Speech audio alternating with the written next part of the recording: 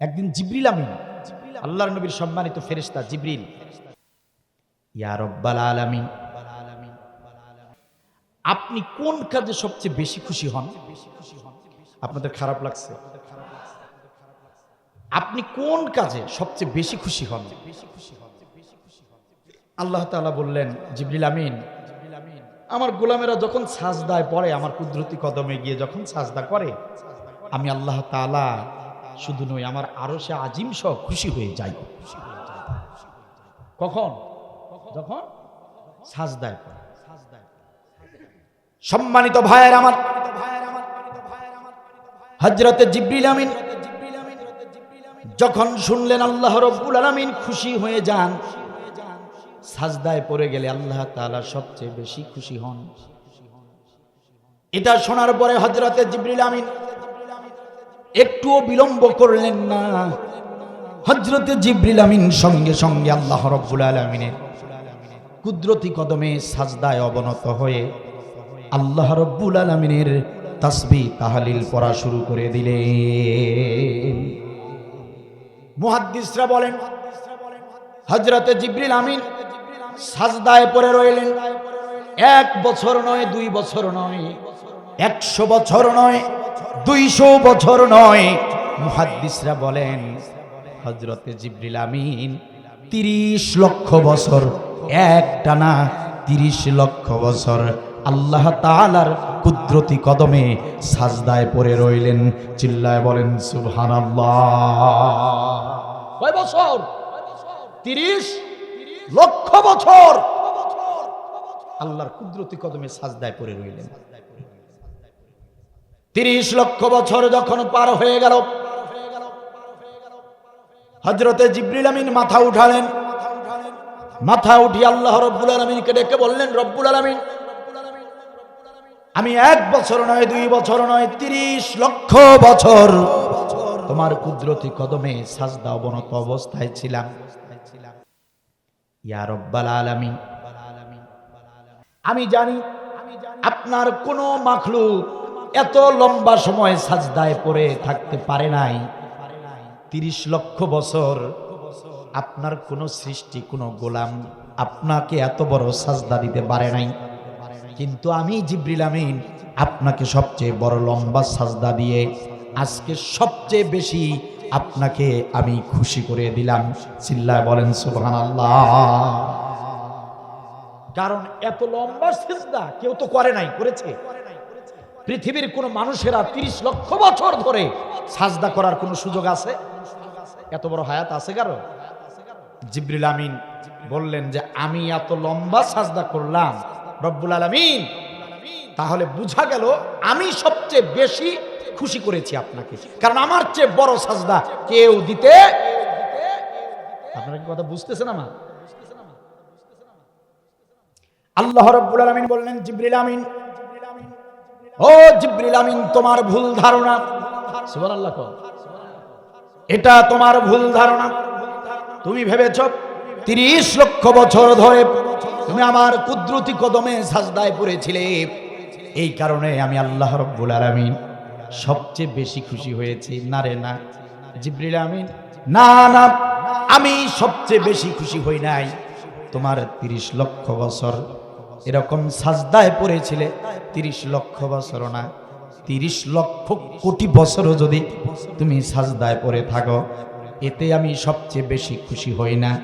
বরং আমি সবচেয়ে বেশি খুশি হই তখন আমার পৃথিবীর গোলামেরা, আমার পৃথিবীর বান্দা বান্দিরা সারাটা দিন ব্যস্ততার মধ্যে থেকেও, শত কাজ, শত ব্যস্ততার মধ্যে থেকেও যখন মুয়াজ্জিনের কণ্ঠে হাইয়া আলাস সালাহ, নামাজের দিকে এসো, এমন ভাবে মুয়াজ্জিন যখন আহ্বান জানায়, ওই মুয়াজ্জিনের আজান শুনে আমার গোলাম সমস্ত কাজবাজগুলো বন্ধ করে দিয়া মসজিদে গিয়া যখন একটা সাজদা করে, প্রথম রাকাতে, নামাজের প্রথম রাকাতে 2 সিজদার প্রথম সাজদায় গিয়ে যখন পড়ে, একটা সাজদা যখন দেয়, সাজদায় গিয়ে যখন একটা বার বলে সুবহানা রাব্বিয়াল আলা, একটা বার তাসবিহ পড়ার সঙ্গে সঙ্গে আমি আল্লাহ রাব্বুল আলামিন ও জিবরিল আমিন তোমার 30 লক্ষ বছর সাজদার চেয়েও আমার গোলামের ওই একটা সাজদায় তার চেয়েও লক্ষ কোটি গুণ বেশি আমি আল্লাহ খুশি হয়ে যাই।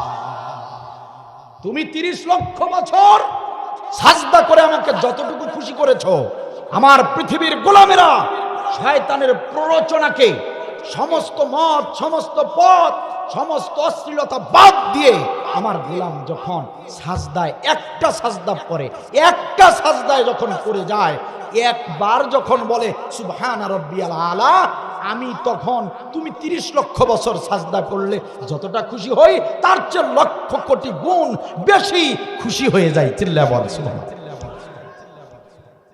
কেন? কারণ কি?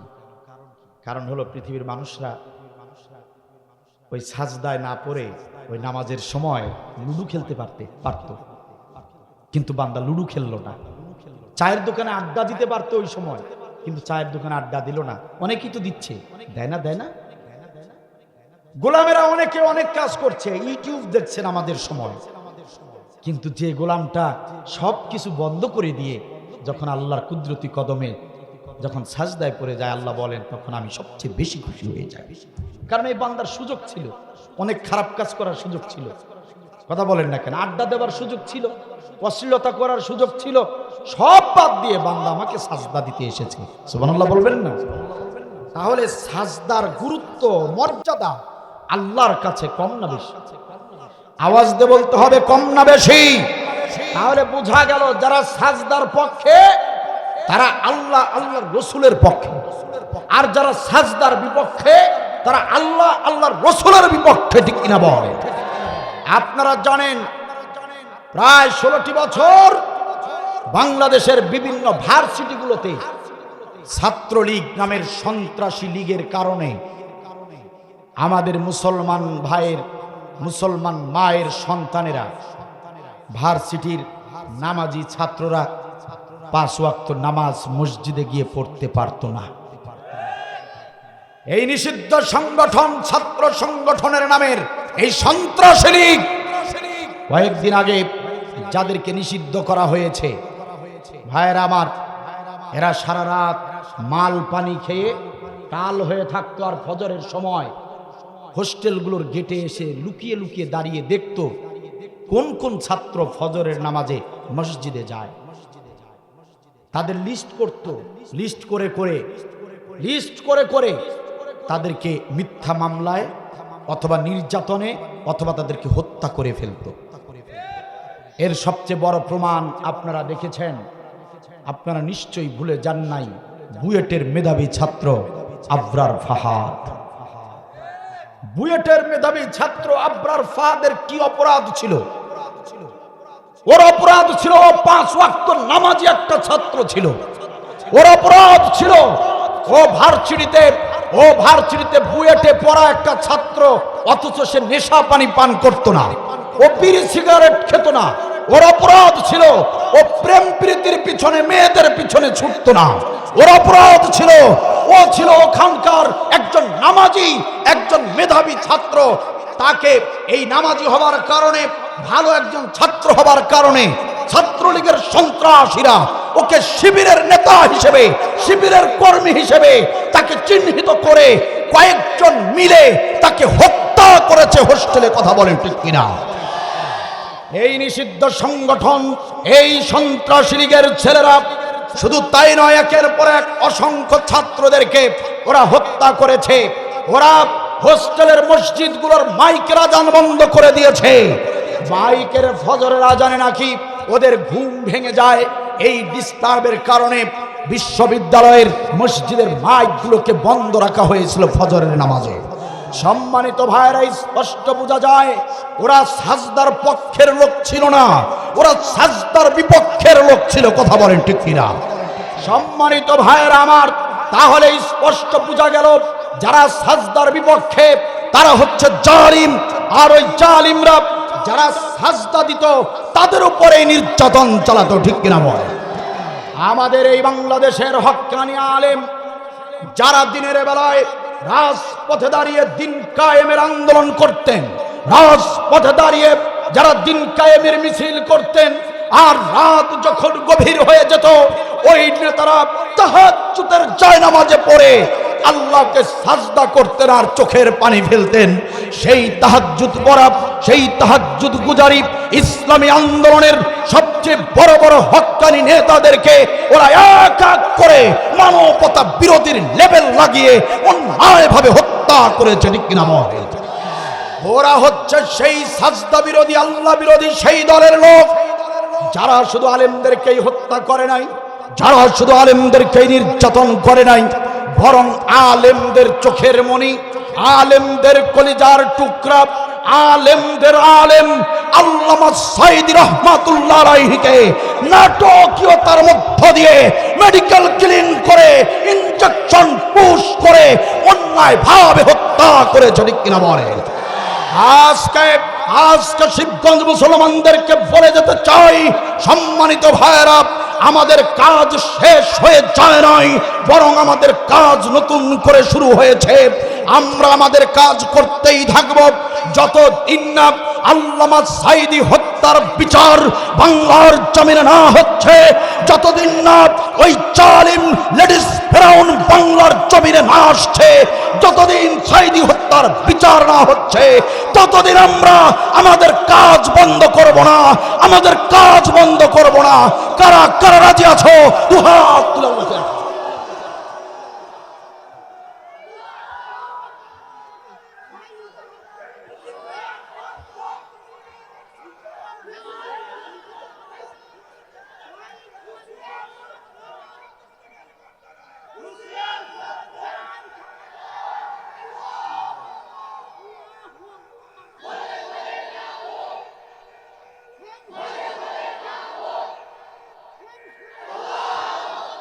মাশাআল্লাহ, জাযাকাল্লাহ, আল্লাহ কবুল করুন। আমাদের দাবি হলো ব্যারিস্টার সুমন ও যেন কিছুতেই জামিন না পায়। ও আমাদের কলিজায় হাত দিয়েছিল, আল্লামা সাঈদীর হত্যার পেছনে ওর কলকাঠি আছে, সুতরাং ওর যেন জামিন না হয়। আমরা চাই ওই ডাক্তার জামান যার তত্ত্বাবধানে আমাদের আল্লামা সাঈদী ছিলেন, ওই ডাক্তার যেন দেশ ছেড়ে পালাতে না পারে। আমাদের দাবি হলো আল্লামা সাঈদীর মৃত্যুর সঙ্গে যারাই জড়িত তারা এদেশ ছেড়ে যেন পালাতে না পারে, কারণ এই দেশের মুসলমানেরা আল্লামা সাঈদী হত্যার বিচার যদি না পায় এই বাংলার জমিনে আবার দাও দাও করে আগুন জ্বলবে ইনশাআল্লাহ। সম্মানিত ভাইয়েরা আমার, সুতরাং এরা ছিল সাজদা বিরোধী, এরা ছিল সাজদা বিরোধী। এরা নিজেরা সাজদা দিত না, আর যারা সাজদা দিত তাদের তালিকা করে তাদেরকে মেরে ফেলতো, ঠিক কিনা বল? আরে বাংলাদেশের মানুষ তো আয়নাঘর কি জিনিস জানতোই না। আরে শুধু বাংলাদেশ কেন, সারা বিশ্ব জানতো না যে আবার গুম করে আয়নাঘর বানিয়ে মানুষদেরকে বন্দি রাখা যায়। এই সিস্টেম বিশ্বের কেউ জানতো না, এই জালিম এটা চালু করেছে। পৃথিবীর কিয়ামত পর্যন্ত যত জন, যত রাষ্ট্রপতি, রাষ্ট্রনায়ক, জালিমরা যত আয়নাঘর বানাবে, গুম ঘর বানাবে, সবার গুনাহগুলো, পাপগুলোর রয়্যালিটি সমস্ত কিয়ামত পর্যন্ত যত জালিমরা এরকম গোপন কক্ষ বানিয়ে, আয়নাঘর বানিয়ে যত নিরপরাধ মানুষদেরকে অন্যায়ভাবে আয়না ঘরে রাখবে, সমস্ত পাপের অংশীদার আমাদের বাংলার এই জালিম সরকার পুতুলের মায়ের আমল নামায় যোগ হবে, ঠিক কিনা বলেন? কারণ এটার প্রবর্তক, আয়নাঘর গুমঘর বানানোর প্রবর্তক হলেন ইনি, ঠিক কিনা বল? হ্যাঁ, সাজদাকে তারা সহ্য করতে পারে নাই, তারা ছিল সাজদা বিরোধী। আল্লাহ রাব্বুল আলামিনের কাছে দেখুন সাজদার কি গুরুত্ব আর মর্যাদা। আপনি আমি সাজদায় পড়লেই আল্লাহর আরশে আজিম খুশি হয়ে যায়। এখন একটু মন থেকে বলেন তো ভাই, 5 ওয়াক্ত নামাজ দৈনিক 5 বার সাজদা দেবার নির্দেশ দিয়েছেন কে? একটু বলেন তো দেখি, আজকে কি এই কোরআনের সামনে এই নতুন দ্বিতীয় স্বাধীন হওয়া দেশটা সাইদ মুগ্ধের মতো এরকম টকবকে যুবকরা জীবন দিয়ে রক্ত দিয়ে এই দেশটাকে এত সুন্দর করে জালিমের হাত থেকে বাঁচিয়ে দিয়ে আপনাদের হাতে তুলে দিয়ে গেল, আপনাদের হাতে তুলে দিয়ে গেল। ওরা তো নাই, ওরা তো জীবন দিয়ে আপনাদের কাছে একটা সুন্দর, একটা ফুটফুটে সুন্দর একটা বাংলাদেশ হাতে তুলে দিয়ে গেল। আসেন তো আমরা আজকে শপথ নেই যে এই দেশের জন্য, এই দেশের মানুষের জন্য, এই দেশটাকে কোরআনের দেশ বানাবো। এজন্য আমরা সবাই সাজদায় অবনত হব। আমরা দৈনিক 5 বার আল্লাহর সামনে হাজিরা দেব সাজদা অবনতকারী হিসেবে, নামাজি হিসেবে আমরা আল্লাহর সামনে গিয়ে দাঁড়াবো। এই নিয়ত কি করা যায় না? 5 ওয়াক্ত নামাজ পড়ার নিয়ত কি করা যায় না? আমার যুবক ভাইদেরকে বিশেষ করে বলছি, তরুণ ভাই যারা আছেন বিশেষ করে আপনাদেরকে বলছি, তরুণ যুবক ভাইরা, করা যায় না? 5 ওয়াক্ত নামাজের শপথ করা যায় না? যায় না? তাহলে আসুন আমরা শপথ নেই, আমরা আজ থেকে 5 ওয়াক্ত নামাজি হব। সাজদার চেয়ে বড় জিনিস পৃথিবীতে নাই। ওয়াসজুদ ওয়াক্তারিব, সাজদা গেলেন তো আল্লাহর একদম নিকটেই চলে গেলেন। সুবহানাল্লাহ।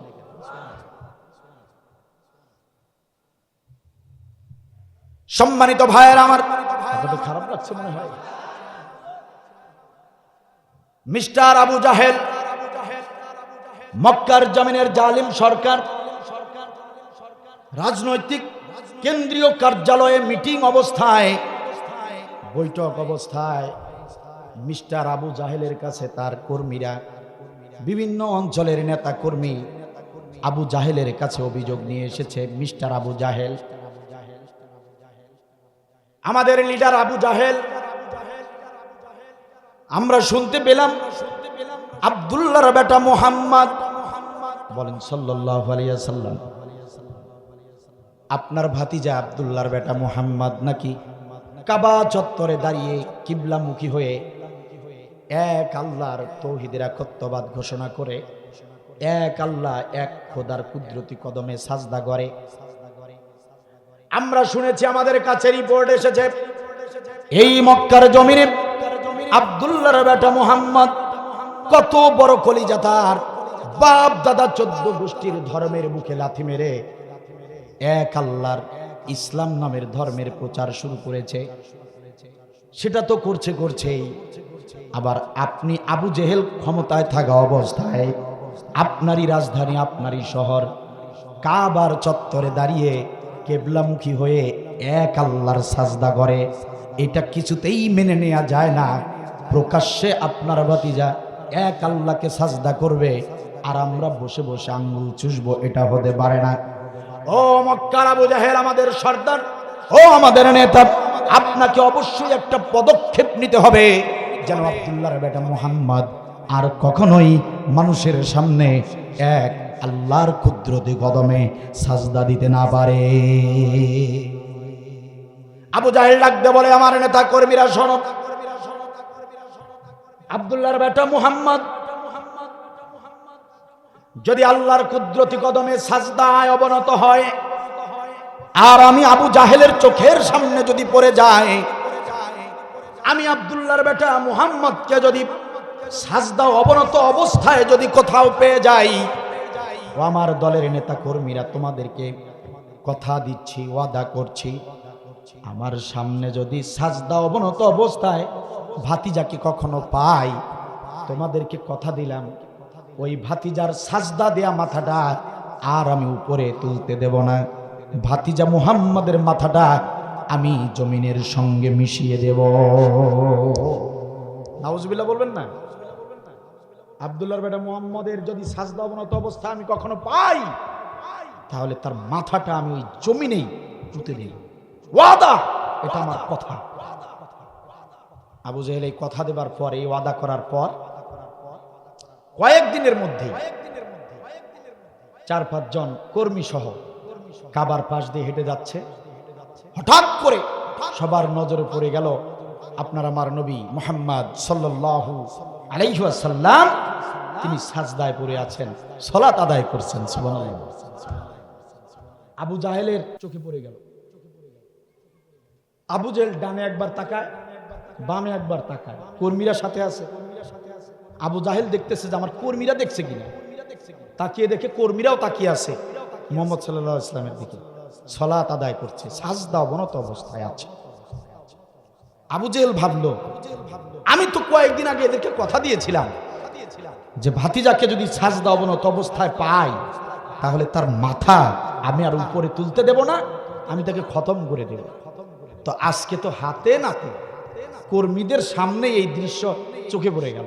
এখন আমি আবু জাহেল যদি আক্রমণ না করি, আমি আবু জাহেল যদি আব্দুল্লাহর বেটা মুহাম্মদকে আঘাত না করি, তাহলে তো আমার কর্মীরা ভাববে যে আবু জাহেল ভীরু কাপুরুষ। ঠিক কিনা বলেন? কি মনোযোগ আছে আপনাদের? তাহলে আমি যদি এখন আক্রমণ না করি তাহলে আমার কর্মীরাই ভাববে যে আমি কথা দিয়ে কথা রাখি না, আমি ভীতু কাপুরুষ। না না, আক্রমণ করতেই হবে। আবু জাহেল কি করলো? বললো, কর্মীরা কি চেয়ে দেখছো? চেয়ে কি দেখছো? ভেবেছো ছেড়ে দেব? আমার কর্মীরা শোনো, আমি তোমাদেরকে কথা দিয়েছিলাম আব্দুল্লাহর বেটা মুহাম্মদকে যদি সাজদা অবনত পাই তাহলে ওর মাথা আমি জমিনের সঙ্গে মিশিয়ে দেব। কথা দিয়েছিলাম না? আজকে তোমরা তাকিয়ে তাকিয়ে দেখো ওই কথার বাস্তবায়ন এখন আমি ঘটাবো। তোমরা শুধু তাকিয়ে দেখো কিভাবে ওর মাথাটা আমি জমিনের সঙ্গে মিশিয়ে দেই। এই কথা বলে কর্মীদেরকে ওখানে দাঁড় করিয়ে রেখে আবু জাহেল ছুটে চলল নবী সাল্লাল্লাহু আলাইহি ওয়াসাল্লামের দিকে। নবী আমার সাজদায় পড়ে জমিনে লুটিয়ে বলছেন সুবহানা রব্বিয়াল আলা। আর মিস্টার আবু জাহেল নবীর ঠিক মাথার সামনে এসে দাঁড়িয়ে তার ডান পা যতটুকু উপরে তোলা যায়, তার ডান পা, আবু জাহেলের ডান পা যতটুকু উপরে তোলা যায় ততটুকু উপরে তুলেছে, লাথি মারবে নবীর মাথায়। নাউজুবিল্লাহ বলেন। নবীজি সাজদায়, আবু জাহেলের ডান পা উঁচু করেছে, লাথি মারবে আমার নবীর মাথায়। আল্লাহ রাব্বুল আলামিন জিবরিল আমিনকে ডাকতে বলেন, জিবরিল আমিন, ও জিবরিল আমিন, দেরি করো না রে, দেরি করো না। আমার গোলামেরা যখন আমি আল্লাহর কুদরতি কদমে সাজদায় পড়ে যায়, সাজদা অবনত অবস্থায় আমার ওই বান্দা বান্দির জীবনের নিরাপত্তার দায়িত্ব আমি আল্লাহ নিজ হাতে তুলে নেই। ও জিবরিল আমিন, দেরি করো না রে, দেরি করো না। আমার হাবিব আমার কুদরতি কদমে সাজদায় পড়ে আছে, আর আবু জাহেল আমার নবীর মাথায় আঘাত করবে, এটা সহ্য করব নাকি? আমার হাবিব আমাকে সাজদা করবে আর আবু জাহেল লাথি মেরে আমার নবীকে দুনিয়া থেকে বিদায় করে দিবে। আমি আল্লাহ এটা কিছুতেই বরদাস্ত করব না, কিছুতেই বরদাস্ত করব না। ওয়াসজুদ ওয়াক্তারিব, যারাই আমাকে সাজদা করে আমি আল্লাহ তার সঙ্গে তার সামনে দাঁড়িয়ে যাই, আর আমি সামনে থাকা অবস্থায়, আমি আল্লাহ কাছে থাকা অবস্থায়, নিকটবর্তী থাকা অবস্থায় আবু জাহেল লাথি মারবে আর আমি আল্লাহ সেখানে চুপ করে বসে থাকব, এটা হতে পারে না। জিবরিল আমিন, জিবরিল আমিন, দেরি করো না, যাও যাও যাও। আবু জাহেল ডান পাটা তুলেছে, আবু জাহেল লাথি মারার জন্য ডান পা উঁচু করেছে। আবু জাহেলের ওই উঁচু হওয়া পাটা, ওই উঁচু হওয়া ডান পা আমার নবীর মাথায় স্পর্শ হবার আগে জিবরিল আমিন তুমি তার সামনে দাঁড়িয়ে যাও। আবু জাহেল তোমাকে যদি পালিয়ে যায় তাহলে তাকে বাঁচিয়ে দিও, আর যদি না পালায়, যদি আক্রমণ করতে চায় তাহলে আবু জাহেলকে এভাবে দু হাতে ধরে টেনে দুভাগ করে ছিঁড়ে তাকে হত্যা করে রেখে আসবে। সম্মানিত ভাইয়েরা আমার, আবু জাহেল ডান পা তুলেছে, লাথি মারবে নবীর মাথায়। ডান পা তুলেছে বটে, তোলার পরে সেই লাথি আর না মেরে আবু জাহেল পিছনের দিকে ছুটতে লাগলো, পিছনের দিকে ছুটতে লাগলো, পিছনের দিকে ছুটতে ছুটতে হোঁচট খেয়ে পড়ে গেল, মাটির মধ্যে পড়ে গেল, বালুর মধ্যে পড়ে গেল। কর্মীরা সবাই দৌড়ে গিয়ে আবু জাহেলকে টেনে টেনে আবু জাহেলকে দাঁড় করিয়ে বলল, নেতা কি হয়েছে? এত মহড়া নিয়ে গেলেন, এত ভাব নিয়ে গেলেন, দেখলাম লাথিও তুললেন, পাটাও তুললেন, কিন্তু আব্দুল্লাহর বেটা মুহাম্মাদের মাথায় আঘাত না করে নিজেই পালালেন, চোরের মতো করে দৌড়ে পালালেন। ও নেতাজি, ও মিস্টার আবু জেহেল, ঘটনাটা কি? আপনার ভাতিজা আব্দুল্লাহর বেটা মুহাম্মদকে দেখে নিশ্চয়ই আপনি ভয় পেয়েছেন। আপনি নিঃসন্দেহে একজন ভীতু মানুষ। আবু জাহেল ডাকতে বলে, কর্মীরা আমার, বিশ্বাস করো আমাকে। ও আমার কর্মীরা, বিশ্বাস করো আমাকে, আমাকে বিশ্বাস করো। আমি সত্যি সত্যি আব্দুল্লাহর বেটা মুহাম্মদকে অবশ্যই আজকে হত্যা করেই ফেলতাম। আমি যখন ডান পাটা তুললাম, আমি ডান পা যখন তুলেছি লাথি মারার জন্য, হঠাৎ করে আমার চোখের সামনে একটা দৈত্য দানবের মতো বিমর্ষ চেহারা নিয়ে একজন দাঁড়িয়ে গেল। তার মাথাটা দেখলাম আসমান পর্যন্ত, আর পাটা হচ্ছে জমিনে। আমি তার দিকে তাকিয়ে দেখলাম তার ডান হাতে বিশাল একটা তরবারি। সে যখন ওই তরবারিটা এইভাবে হাতে যখন নিয়ে যখন আমার দিকে আক্রমণ করার প্রস্তুতি নিয়েছে, আমি ওই দৃশ্য দেখে আর ওই দৈত্য দানবের চেহারা দেখে আমি তাকে দেখে ভয় পেয়েছি। বিশ্বাস করো, আব্দুল্লাহর বেটা মুহাম্মদকে দেখে ভয় পাইনি। ওই দৈত্য দানবটা যদি না আসতো, অবশ্যই আমি তাকে হত্যা করে ফেলতাম। কর্মীরা ডাকতে বলে, নেতাজি কেন মিথ্যা বলেন? ও আবু জাহেল, কেন মিথ্যা বলেন আপনি? আমরা তো এখানে স্টিল দাঁড়িয়ে, আমরা কোনো দৈত্য দেখলাম না, আমরা কোনো দানব দেখলাম না। আপনি আপনার ভাতিজাকেই ভয় করেন, এটাই বলেন, মিথ্যা কেন বলেন? আবু জাহেল বলে, বিশ্বাস করো, বিশ্বাস করো, বিশাল একটা দৈত্য দাঁড়িয়েছিল বলে আমি পালিয়েছি। এদের ভিতরে দুজন কর্মী বড় চালাক ছিল। এরা দুজন পরামর্শ করলো, বুদ্ধি করলো, আবু জেহেল সত্য বলছে না মিথ্যা বলছে, এটা তারা প্রুফ করবে, প্রমাণ করবে। এরা দুজন যুক্তি বুদ্ধি করে তারপরের দিন সকালবেলা নবীজি ফজরের সালাত আদায় করে হুজরা থেকে যখন বের হয়েছে, হুজরা থেকে যখন নবীজি বের হয়েছেন, ওই আবু জাহেলের দুজন কর্মী তারা দাঁড়িয়ে আছে। ও আব্দুল্লাহর বেটা মুহাম্মদ, ও আব্দুল্লাহর বেটা মুহাম্মদ, তোমার সাথে আমাদের কিছু কথা আছে। তোমাকে দেখা করার জন্যই, তোমার সাথে দেখা করার জন্যই আমরা দাঁড়িয়ে আছি। নবীজি কাছে আসলেন, বললেন, বলেন আপনারা কি জানতে চান? আবু জাহেলের সেই গতকালের দুইজন কর্মী ডাক দিয়ে বলে, আব্দুল্লাহর বেটা মুহাম্মদ, একটা গোপন কথা শুনবো। আমাদের আবু জাহেল, আমাদের নেতা, গতকাল আপনাকে নামাজরত অবস্থায় হত্যা করার জন্য গিয়েছিল, কিন্তু হঠাৎ করে সে পিছনের দিকে ছুটে আসলো, হঠাৎ করে সে পালিয়ে আসতে লাগলো। আমরা জিজ্ঞাসা করলাম, সে বলল বিশাল নাকি এক দানব দাঁড়িয়েছিল, বিশাল নাকি একটা দৈত্য দাঁড়িয়ে গিয়েছিল। ও আব্দুল্লাহর বেটা মুহাম্মদ, আমরা ভালো করেই জানি আপনাকে নবী স্বীকার করি না ঠিক, কিন্তু আমরা ভালো করেই জানি আপনি আব্দুল্লাহর বেটা মুহাম্মদ কখনোই কোনোদিন কোনো সময়ে মিথ্যা কথা বলেন না। আমরা জানি আপনি সত্য কথা বলেন, নবী না মানি, কিন্তু আপনি যে মানুষ কেমন সেটা আমরা জানি। এই জন্য আপনার মুখ থেকে শুনতে এসেছি, আবু জাহেল কথাটা কি সত্য বলছে না ভণ্ডামি কথা বলেছে? নবী সাল্লাল্লাহু আলাইহি ওয়াসাল্লাম বললেন, তোমাদের লিডার আবু জাহেল গতকাল যেটা বলেছে সেটা সত্যই বলেছে। সুবহানাল্লাহ বলেন। ওটা দৈত্য দানব নয়, ওটা ছিল জিবরিল আমিন, আল্লাহর সম্মানিত একজন ফেরেশতা। সে সামনে দাঁড়িয়ে গিয়েছিল।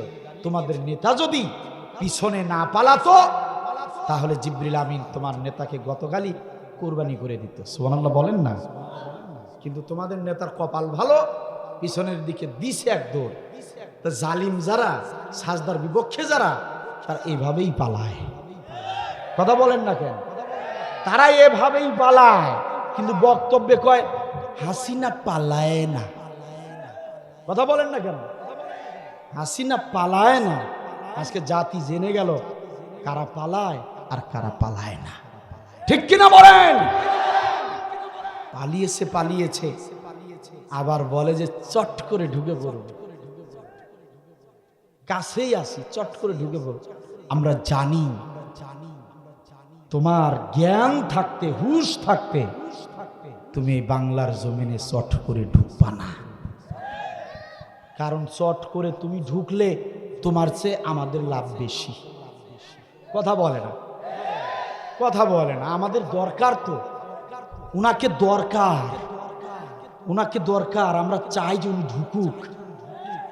তুমি ঢুকো, চট করে ঢুকো, ঢুকবা না।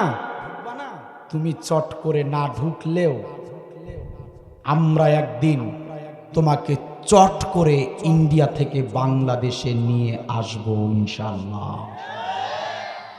তোমাকে একদিন বাংলাদেশে আমরা নিয়ে আসবো ইনশাআল্লাহ। তোমাকে এদেশে আনবো আমরা। এদেশে তো শুধু তোমাকেই আনবো না, তোমাকে যেদিন এই বাংলাদেশে ফিরিয়ে আনা হবে, তারপর দিন আমরা রাশিয়া থেকে চড়া মূল্য দিয়ে বেশি দামের দড়ি কিনে নিয়ে আসবো। তোমাকে ফাঁসিতে ঝুলানোর দড়ি বাংলাদেশের দড়ি নয়, রাশিয়া থেকে দড়ি এনে তোমাকে ফাঁসিতে ঝুলানো হবে ইনশাআল্লাহ। শুধু তাই নয়, শুধু তাই নয়, তোমাকে জেলখানার ভিতরে, কারাগারের ভিতরে আমরা ফাঁসিতে ঝুলাবো না, বরং তোমাকে আমরা সংসদ ভবনের সামনে দিবালোকে প্রকাশ্যে জনতার সামনে তোমাকে একবার নয়, দুইবার নয়, 100 বার ফাঁসিতে ঝুলাবো ইনশাআল্লাহ, ইনশাআল্লাহ, ইনশাআল্লাহ।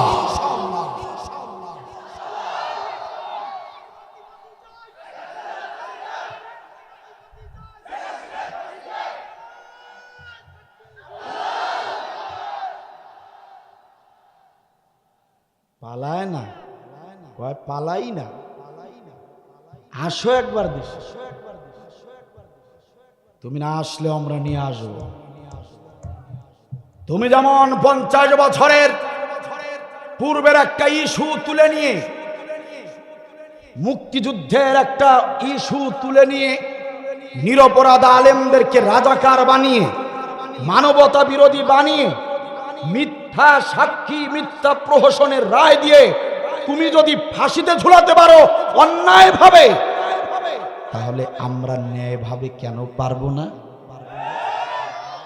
মনে রেখো খুনি হাসিনা, তুমি মনে রাখো, তার প্রেতাত্মা যারা আছে, তোমরা তোমাদের খুনি হাসিনাকে বলে দিও, তার কর্মী দলের নেতারা যারা আছো, এখনো যারা তওবা করে ফিরে আসো নাই, তোমরা তোমাদের নেত্রীকে বলে দিও, তোমাদের নেত্রী যদি আমাদের এই বিচারের আগেই মারা যায়, তাহলে তার কবর খুঁড়ে তার হাড্ডি গুড্ডি বাংলাদেশে এনে হলেও ওই হাড্ডির বিচার আমরা করব, হাড্ডির বিচার আমরা করব ইনশাআল্লাহ। বলে দিও তোমাদের নেত্রীকে। মাঝে মাঝে না ফোন আলাপ ভাইরাল হয়, ফোনে তো কথা হয় নেতাদের সাথে, তা তোমাদের পুতুলের মাকে বলে দিও, ঠিক কিনা বলেন?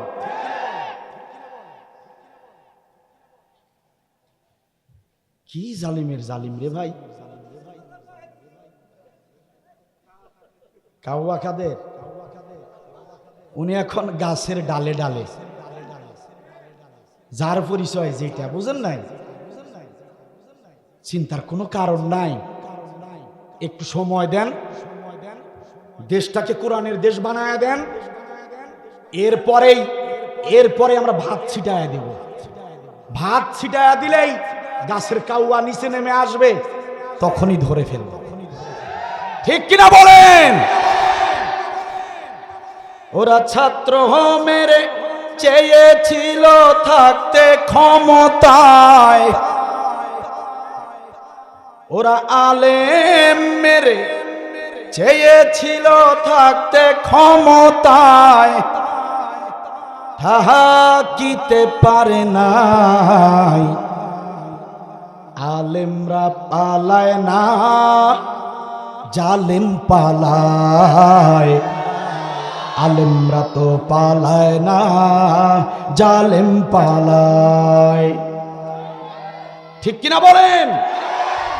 আমার দেশের জনগণ 5 আগস্টে হয়ে গেল জালিমের পতন।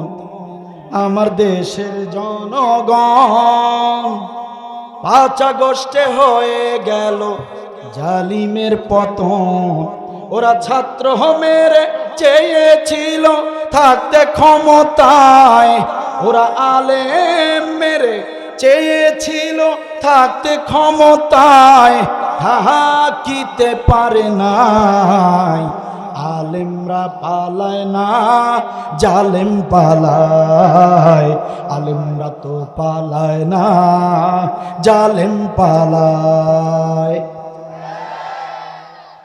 সময় ছিল ৪৫ মিনিট, গণভবন না ছাড়িলে হইতো রে ফিনিশ। সময় ছিল ৪৫ মিনিট, গণভবন না ছাড়িলে হইতো রে ফিনিশ। ইঁদুরের গর্ত নাই, পালা হবে কোথায়? ইঁদুরের গর্ত নাই, পালা হবে কোথায়? দিল্লি চইলা যায়। আলেমরা পালায় না, জালেম পালায়। আলেমরা তো পালায় না, জালেম পালায়। আলেমরা তো পালায় না, জালেম পালায়। ঠিক কিনা বলেন? সময় হোক, সব সব জালেমদেরকে আনা হবে ইনশাআল্লাহ। আলেমদেরকে একবার শুধু ক্ষমতায় তুলে দেই, আলেমরা ক্ষমতায় আসলেই জালেমরা ধরা খাবে। কথা বলেন না কেন? রাজি আছেন আপনারা? রাজি আছেন সবাই? সূরা সাজদা, যার গুরুত্ব আর মর্যাদা আমি আল্লাহর কাছে সবচেয়ে বেশি। আমি সাজদার গুরুত্ব মর্যাদা সম্পর্কে আপনাদেরকে এতক্ষণ শোনালাম।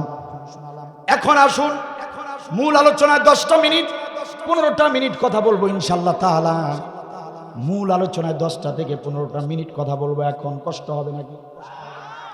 এই 10-15 মিনিটের ভিতরে কোনো নড়াচড়া চলবে না, কোনো ধরনের অমনোযোগী হওয়া চলবে না। একটু মনোযোগ দেন। 10 থেকে 12 মিনিটের মধ্যে ইনশাআল্লাহ মোনাজাত দিয়ে দেব। আসুন এখন যে আয়াতটা আপনাদের সামনে আমি তিলাওয়াত করেছি, সাজদা নামের এই সূরা, গুরুত্বপূর্ণ মর্যাদাপূর্ণ এই সূরার ভিতরে 24 নম্বর আয়াতে দেখুন আল্লাহ তাআলা আমাদেরকে উদ্দেশ্য করে কি বললেন? ওয়াজআলনা মিনহুম আইম্মাতান ইয়াহদুনা বিআমরিনা। চিল্লা বলেন আল্লাহু আকবার। আল্লাহ রাব্বুল আলামিন বলেন, বান্দা বান্দি শোনো, আমি এই পৃথিবীতে তোমাদের মধ্য থেকে অনেককেই আমি নেতা বানিয়েছিলাম। এই পৃথিবীতে অনেককে আমি রাষ্ট্রনায়ক বানিয়েছিলাম। যেমন রাষ্ট্রনায়ক ছিলেন হযরতে সুলাইমান আলাইহিস সালাতু ওয়াস সালাম। সুবহানাল্লাহ বলেন। প্রভাবশালী ক্ষমতাশালী রাষ্ট্রনায়ক ছিলেন হযরতে যুলকারনাইন, প্রভাবশালী একজন রাষ্ট্রনায়ক ছিলেন। বিশ্বনবী মুহাম্মদুর রাসূলুল্লাহ সাল্লাল্লাহু আলাইহি ওয়াসাল্লাম প্রভাবশালী একজন রাষ্ট্রনায়ক ছিলেন হযরতে ওমর রাদিয়াল্লাহু তাআলা আনহু। আল্লাহ রাব্বুল আলামিন বলেন, ও বান্দা বান্দিরা, ওয়াজআলনা, আমি দান করেছিলাম, ওয়াজআলনা, আমি দান করেছিলাম, মিনহুম, তাদের মধ্য থেকে, তোমাদের মধ্য থেকে অনেককে আমি নেতৃত্ব আর ক্ষমতা দান করেছিলাম। আইম্মাতা মানে অনেক নেতা, অনেক রাষ্ট্রনায়ক আমি দান করেছিলাম। আমি অনেককেই রাষ্ট্র ক্ষমতা দিয়েছিলাম। আমি আল্লাহ রাব্বুল আলামিন অনেক বড় বড় নেতা পৃথিবীতে বানিয়েছিলাম। সৎ আর যোগ্য নেতা, সৎ আর যোগ্য রাষ্ট্রনায়ক আমি বানিয়েছিলাম। তাদের গুণ ছিল 3টি। যারা যোগ্য আর সৎ নেতা তাদের গুণ থাকবে 3টি। আল্লাহ রাব্বুল আলামিন বলতেছেন তাদের গুণ ছিল 3টি। যারাই যোগ্য নেতা, যারাই যোগ্য রাষ্ট্রনায়ক, যারাই ইসলামের রাষ্ট্রনায়ক, তাদের 3টি গুণ ছিল। আল্লাহ রাব্বুল আলামিন বলেন, 1 নম্বর গুণ হলো ইয়াহদুনা বিআমরিনা। সৎ আর যোগ্য নেতাদের 1 নম্বর গুণ হলো তারা মানুষদেরকে, কর্মীদেরকে আল্লাহর বিধানের দিকে ডাকবে। চিল্লায় বলেন সুবহানাল্লাহ। কথা কি বুঝতে পেরেছেন? ইয়াহদুনা বিআমরিনা, আল্লাহর আইনের দিকে, আল্লাহর বিধানের দিকে তারা ডাকবে। কর্মী জনসাধারণদেরকে ডাকবে আল্লাহর বিধানের দিকে। যারা সৎ নেতা, যারা যোগ্য নেতা, যাদেরকে চোখ বন্ধ করে বিশ্বাস করে রাষ্ট্র নামক আমানতটা যাদের হাতে তুলে দিবেন, তাদের 1 নম্বর গুণ থাকতে হবে, তারা মানুষদেরকে ডাকবে আল্লাহর হুকুমের দিকে। চিল্লা বল সুবহানাল্লাহ। তার মানে যে নেতাগুলো বলবে আসো কোরআনের দিকে আসো, যে নেতারা বলবে আসো দিন কায়েমের দিকে আসো, আসো আমরা দেশটাকে কোরআনের দেশ বানিয়ে ফেলি, আসো আসো আসো জিহাদের পথে আসো, আসো আল্লাহর পথে আসো, যে নেতারা আপনাকে আমাকে নামাজের দিকে ডাকবে, আল্লাহর দিকে ডাকবে, আল্লাহর কোরআনের দিকে ডাকবে, দিন কায়েমের দিকে ডাকবে, আমার আল্লাহ বলেন ইয়াহদুনা বিআমরিনা, যারা যোগ্য নেতা, যাদেরকে তোমরা সমর্থন করবে, যাদেরকে তোমরা রাষ্ট্র ক্ষমতা যাদের হাতে তুলে দিবে, তাদের এক নম্বর গুণ থাকতে হবে, তারা মানুষদেরকে আল্লাহর দিকে ডাকবে। চিৎকার দিয়ে বলেন সুবহানাল্লাহ। সম্মানিত ভাইয়েরা আমার, কানসাটের মুসলমানেরা প্রশ্ন করতে চাই, আল্লাহর দিকে ডাকে, ইসলামের দিকে ডাকে, দিন কায়েমের দিকে ডাকে, এমন নেতা আপনাদের এলাকায় আছে না নাই? আওয়াজ দিয়ে বলতে হবে আছে না নাই? তাহলে ভাইয়েরা আমার দেরি করার সুযোগ নাই, বিলম্ব করার সুযোগ নাই, আল্লাহর কথার সঙ্গে মিলে গিয়েছে, এখন থেকে ওই নেতার পিছনে সময় দিতে হবে, ওই নেতার পেছনে অর্থ দিতে হবে, ওই নেতার পেছনে শ্রম দিতে হবে, ওই নেতার পিছনে থেকে সাথে থেকে সমর্থন দিয়ে দিয়ে ওই নেতাকে সংসদ পর্যন্ত পাঠাতে হবে। নির্দেশ কি আমার নাকি আল্লাহ? আল্লাহর কথা, ইয়াহদুনা বিআমরিনা, যারা তোমাদেরকে আল্লাহর বিধানের দিকে ডাকবে, বুঝে নিও ওইটা ইসলামী রাষ্ট্র নেতা হওয়ার যোগ্য। সুবহানাল্লাহ বলে। এক নম্বর গুণ হলো এরা মানুষদেরকে আল্লাহর দিকে ডাকবে, বাপের দিকে ডাকবে না, দেশটাকে বাপের দেশ বানাবে না, স্বামীর দিকে ডাকবে না, দেশটাকে স্বামীর দেশ বানাবে না।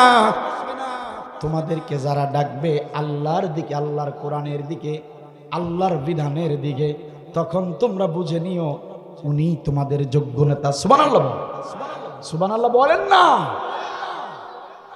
সম্মানিত ভাইয়েরা আমার, তাহলে আজ আমাদেরকে এই এক নম্বর গুণ আল্লাহর পক্ষ থেকে, এই বর্ণ অনুযায়ী আমাদেরকে এখন সিদ্ধান্ত নিতে হবে। এই এলাকার, এই সমাজের, এই রাষ্ট্রের যারা মদারু, যারা জুয়ারু, তাসারু, যারা সারা রাত মাল পানি পান করে, যারা নর্তকী ছাড়া ঘুমায় না, হোটেলে রাত কাটায়, মেয়ের বয়সী মেয়েদেরকে নিয়ে সারা রাত ফুর্তি করে, আর সকাল 10টার মিটিংয়ে 12টায় এসে মঞ্চের চেয়ারে বসে এভাবে জিম জিম করে ঘুমায়, আছে না নাই? আছে না নাই? যাদের চেহারা, যাদের ক্যামেরার ফোকাস টেলিভিশনের পর্দায় খবর দেখতে গিয়ে দেখা যায় এমন চেহারা, বিভৎস চেহারা, চোখের দিকে তাকালে, মুখের দিকে তাকালে বোঝা যায় সারাটা রাত মাল খেয়ে টাল হয়েছিল। কথা বলেন না কেন? তাহলে এই সমস্ত মাল খাওয়া, টাল হওয়া, এই মুসারু, তাসারু, জুয়ারু, এই ধরনের নেতা যারা আছে তাদেরকে তালাক দেবার সময় এসেছে। আমার আল্লাহ বলেন তোমরা যাদেরকে সমর্থন করবে তারা আল্লাহর দিকে মানুষদেরকে ডাকবে, আর যারা আল্লাহর দিকে মানুষদেরকে ডাকে না, ওই মদারু, তাসারু, জুয়ারু, ওই সব নেতাদেরকে 1 তালাক, 2 তালাক, 3 তালাক, বায়ান তালাক দিয়ে তাদেরকে সংসদ থেকে, রাষ্ট্রীয় ক্ষমতা থেকে চিরজনমের মতো আউট করে দিতে হবে। একটু জবান খুলে বলতে হবে, কথা আব্দুল বারির নাকি আল্লাহ? ইয়াহদুনা বিআমরিনা ওয়া মান আহসানু কওলাম মিম্মান দাআ ইলাল্লাহি আমিলা সলিহান ওয়া ক্বালা ইন্নানি মিনাল মুসলিমিন। আল্লাহ রাব্বুল আলামিন বলেন ওই ব্যক্তির চেয়ে কার কথা উত্তম হতে পারে, ওই মানুষের চেয়ে কার কথা উত্তম হতে পারে, তার কথার চেয়ে কার কথা উত্তম হতে পারে, যে ব্যক্তি মানুষদেরকে আল্লাহর দিকে ডাকে, নিজে ভালো কাজ করে আর বলে আমি মুসলিমদের অন্তর্ভুক্ত। তার মানে আল্লাহ রাব্বুল আলামিনের কাছে ওই ব্যক্তির সম্মান, ওই ব্যক্তির মর্যাদা সবচেয়ে বেশি যে ব্যক্তিগুলো মানুষদেরকে, যে ব্যক্তিগুলো কর্মীদেরকে আল্লাহর কোরআনের দিকে ডাকে, যারা বলে কোরআন তোমাদেরকে পড়তেই হবে, রিপোর্ট তোমাদেরকে রাখতেই হবে, প্রতিদিন কোরআন অধ্যয়ন করতে হবে, প্রতিদিন হাদিস পড়তে হবে, প্রতিদিন 5 ওয়াক্ত নামাজ আদায় করতে হবে, প্রতিদিন ইসলামী সাহিত্য পড়তে হবে, প্রতিদিন আত্মসমালোচনা করতে হবে, দিন কায়েমের পথে হালাল উপার্জনকৃত টাকা থেকে, হালাল উপার্জিত টাকা থেকে 5% টাকা ইসলামী আন্দোলনে দিতে হবে। যে নেতারা তোমাদেরকে বাবা মার খোঁজ খবর নেওয়ার নির্দেশ দেয়, যে নেতা তোমাদেরকে পাপ আর গুনাহ থেকে বিরত থাকার নির্দেশ দেয়, যে নেতাগুলো তোমাদেরকে দিন কায়েমের জন্য বারবার ডাকে, বারবার ইশারা দেয়, বারবার হাতছানি দেয়, আমার আল্লাহ বলেন ওরাই হলো যোগ্য নেতা, ওরাই হলো সুলাইমানের উত্তরসূরি, ওরাই হলো বিশ্বনবীর উত্তরসূরি, ওরাই হলো হযরতে ওমরের উত্তরসূরি। এদেরকে সমর্থন দিয়া একটা বার যদি সংসদে পাঠাতে পারো, সারা রাত তোমরা ঘুমাবে, কিন্তু ওই নেতারা সারা রাত ঘুমাতে পারবে না, ওই নেতারা তোমাদেরকে সারাটা রাত পাহারা দিবে। আর যদি কোরআনের নেতা না পাঠাও, বিগত বছরগুলোতে যেরকম মুসার উমাদারুদেরকে পাঠিয়েছ, আবারও যদি সেই কাজই করো, তাহলে নেতারা সারা রাত নেশাবানি করে নাক ডেকে ঘুমাবে, আর জনগণের বাড়িতে বাড়িতে ছিনতাই হবে, চুরি হবে, ডাকাতি হবে, নেতারা ঘুমাবে, জনগণ ঘুমাতে পারবে না। আর ইসলামের পদ্ধতি হলো জনগণ ঘুমাবে, চুরি ডাকাতির ভয় থাকবে না। জনগণ ঘুমাবে না কেন?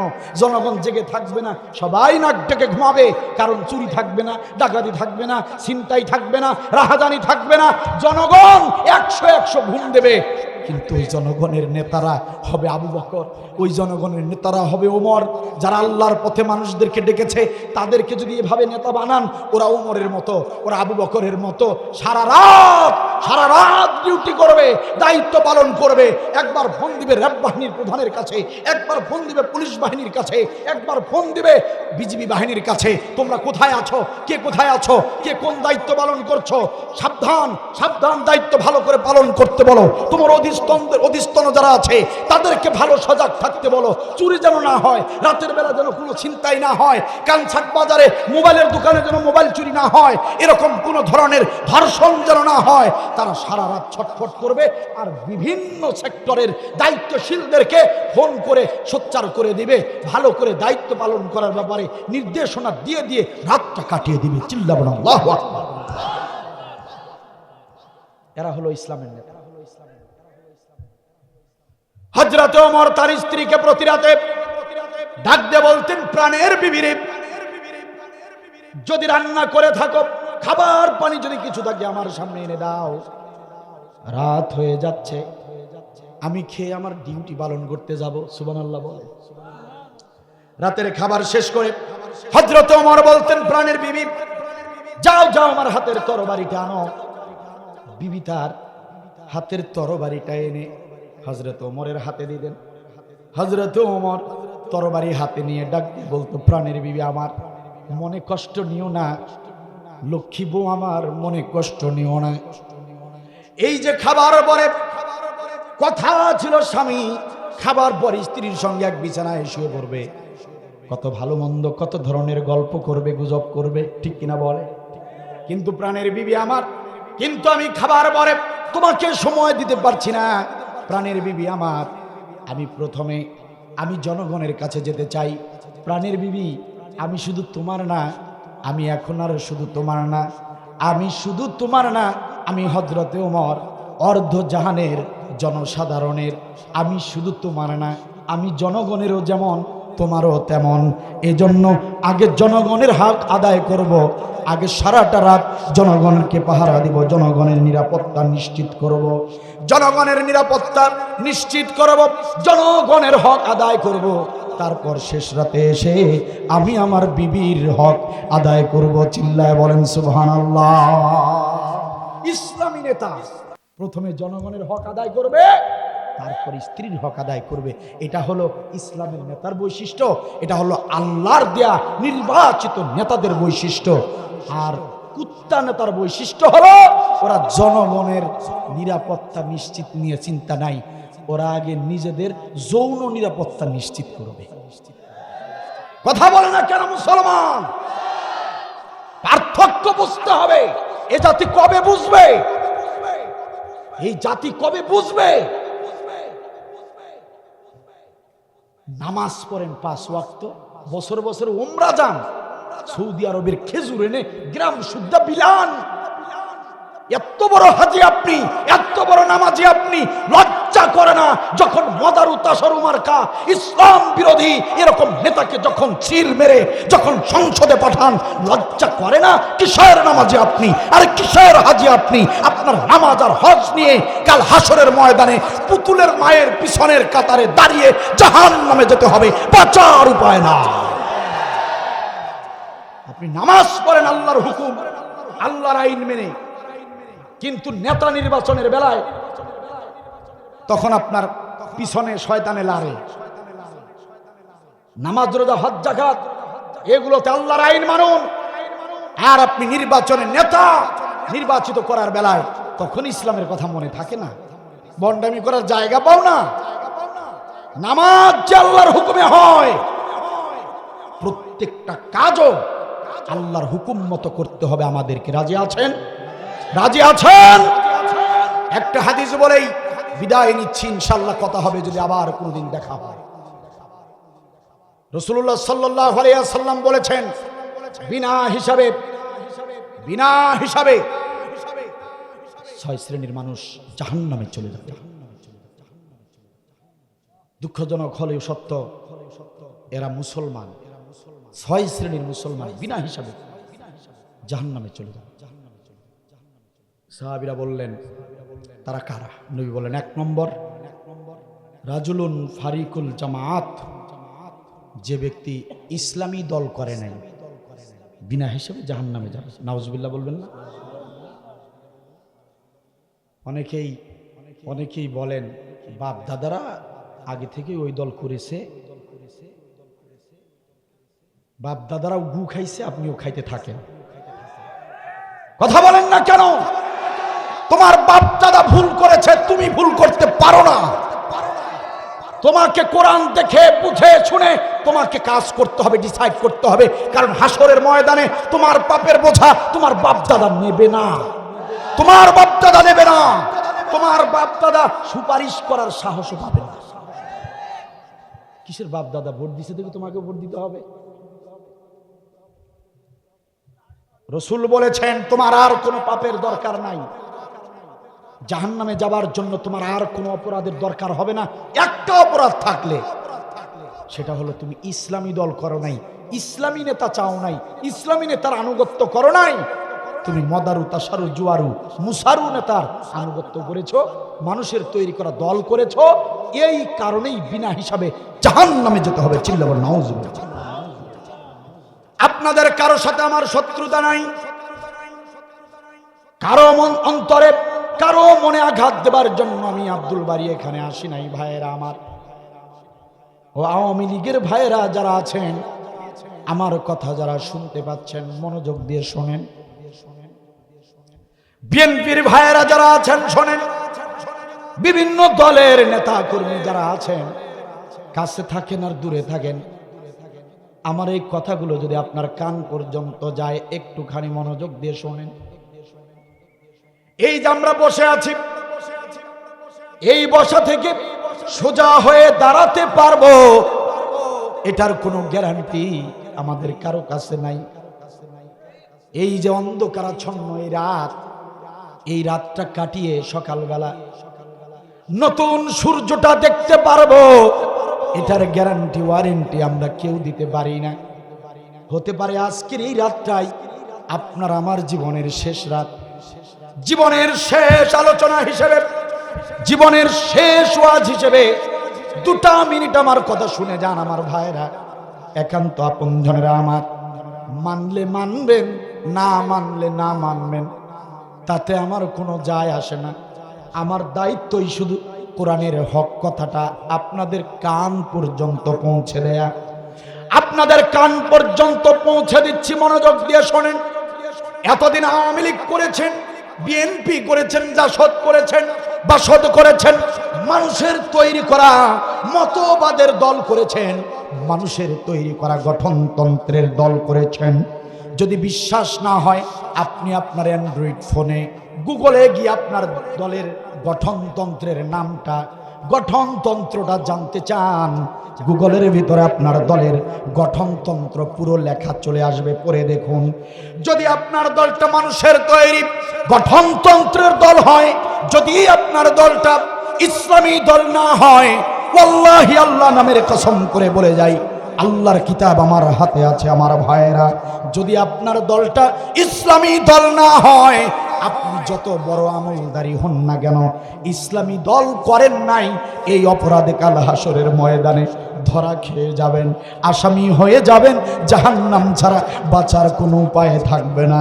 দুটি পা ধরে অনুরোধ করে যাই, আওয়ামী লীগের ভাইয়েরা, জাসদ বাসদের ভাইয়েরা, বিএনপির ভাইয়েরা, অন্যান্য দলের ভাইয়েরা, যারা এখনো ইসলামী আন্দোলনে যোগ দেন নাই, ইসলামী দলে যারা এখনো আসেন নাই, পাপ করেছেন, গুনাহ করেছেন, শয়তান নেতার পিছনে পড়ে তাদের দল করেছেন, কোনো সমস্যা নাই। আজকের রাতের বেলায় ঘুমানোর আগে আল্লাহর কাছে সাক্ষী রেখে, আল্লাহকে হাজির নাজির জেনে আল্লাহর কাছে তওবা করুন। আজ থেকে আর মানুষের তৈরি দল করবেন না। আল্লাহর কাছে রাতের বেলা ঘুমানোর আগে একা একা চুপি চুপি তওবা করে নেন। কাল সকালবেলা স্থানীয় এলাকার ইসলামী দল যারা করে, তাদের যে কারো একজনের কাছে যান, গিয়ে কাল থেকে ইসলামী আন্দোলনে শামিল হয়ে যান। যদি এই কাজটা করতে পারেন, আপনার গুনাহ মাফ হয়ে যাবে, আপনার তওবা কবুল হয়ে যাবে। এতদিন যে দলই করেন না কেন, কাল থেকে ইসলামী দলের কর্মী হয়ে যাবেন। এই একটা আমলের কারণে আল্লাহ রাব্বুল আলামিন আপনার তামাম জিন্দেগির গুনাহ খাতা মাফ করে দিবেন ইনশাআল্লাহ। কথা বলেন ঠিক কিনা? তওবা করেন, ফিরে আসেন। ইসলামের দরজা খোলা আছে, ইসলামের দরজা খোলা আছে, খোলা থাকবে। ভুল করেছেন, তওবা করেন। তওবা করতে আলেম লাগে না, ইমাম লাগে না, বৈঠক লাগে না, মানুষ লাগে না, একা একা আল্লাহকে জানিয়ে তওবা করুন। ভুল করে ফেলেছেন, তালাক দিয়ে দেন, দলটাকে তালাক দিয়ে দেন। আজ শুনলেন আব্দুল বারীর কাছে, আজকে শুনলেন যে ইসলামী দল না করলে জাহান্নাম। রসুল বলেছেন, কোরআনে এসেছে, ওয়াসাদ্দু আন সাবিলিল্লাহ আদাল্লা আমালাহুম। ইসলামী দলের বিরোধিতা যে দল করে, তারা জাহান্নামী। আদাল্লা আমালাহুম, তাদের আমল আল্লাহর দরবারে কবুল হবে না। সূরা মুহাম্মদ, কোরআন থেকেও দলিল দিলাম, হাদিস থেকেও দলিল দিলাম। সম্মানিত ভাইরা, যদি বুঝে থাকেন, ইসলামী দল করবেন। ইসলামী নেতা, যোগ্য নেতা খুঁজে বের করুন, যারা আল্লাহর দিকে মানুষদেরকে ডাকবে। আল্লাহ তাআলা আমাকে সহ আমাদের সবাইকে ইসলামী আন্দোলন, ইসলামী নেতাদেরকে, যোগ্য নেতাদেরকে সমর্থন করে এই দেশটাকে সোনার দেশ, কোরআনের দেশে রূপান্তরিত হবার পরিবেশ দান করুন, তৌফিক দান করুন। বলেন আমিন। উঠবেন না, উঠবেন না, মোনাজাত দেব, উঠবেন না, নড়াচড়া করবেন না। ভাইজান উঠবেন না, যাবেন না, ভাইজান দাঁড়ান, ওখানে দাঁড়ান। আলোচনা কি খুব লম্বা করে ফেলছি? আলহামদুলিল্লাহ, আলহামদুলিল্লাহ, আপনাদের যথেষ্ট মনোযোগ রয়েছে। আপনাদের কাছে আমি একটা আরজি জানাবো, আপনাদের কাছে একটা অনুরোধ জানাবো। আপনারা জানেন কি নাম?